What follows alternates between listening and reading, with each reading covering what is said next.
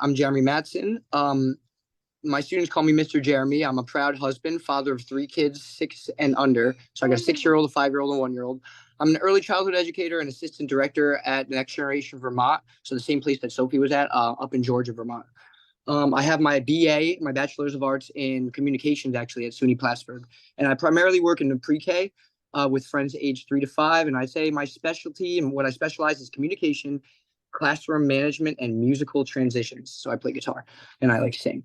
My story is probably like a lot of people. They say necessity is the mother of invention, and I guess I saw a need. My story kind of starts here. My wife and I started our journey as parents back in 2017. So by 2020, we had 2 little ones who needed consistent childcare. We saw that need. I was actually working in local news at the time, one of the TV stations here in Vermont, and a big move from that TV station brought us over from neighboring Plattsburgh, New York, to Vermont. So we've been here about 3 years. But my shift when I was working in TV stunk, flat out. It wasn't conducive to being a dad.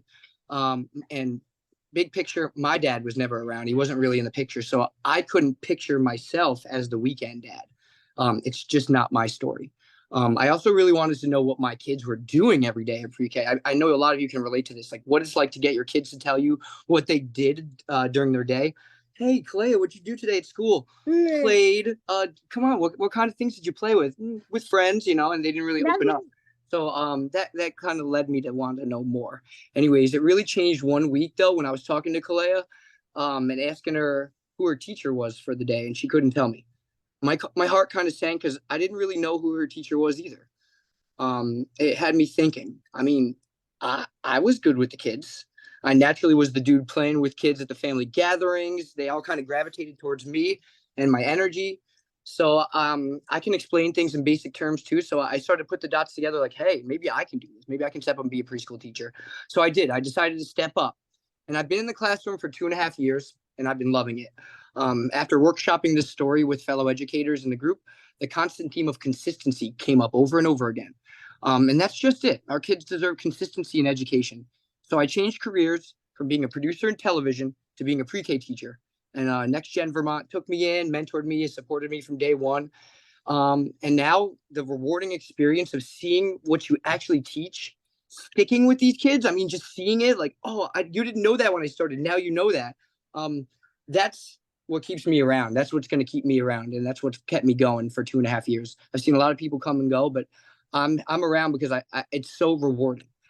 So it's really okay to take that leap of faith if you're wanting to change careers. If you're a natural empath or a caregiver, like I discovered I was in my mid-30s, then know your community could use your help in childcare as well.